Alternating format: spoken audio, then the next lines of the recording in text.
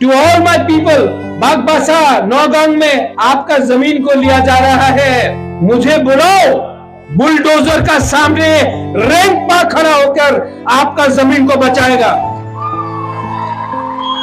लेकिन रेंगपा अगर अकेला है तो कुछ नहीं कर पाएगा। लेकिन if you all are there with me, I will stand against those people who want to take your land. We are not scared, we are different.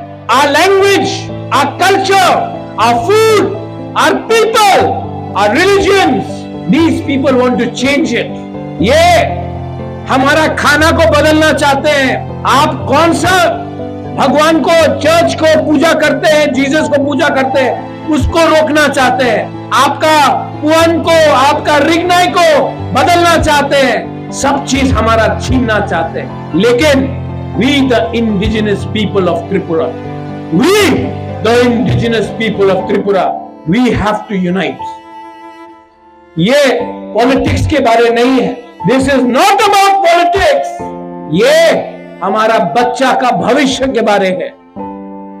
If we care for our children, if we care for a better tomorrow, then my dear people, my dear Ranglong people, please become united.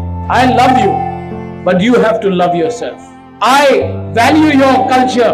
मैं आपका culture को सम्मान करता हूं, इसके लिए ये मैं लाया हूं। पहले before, in the time of the kings, we gifted the heads with दान पत्र, saying, coins.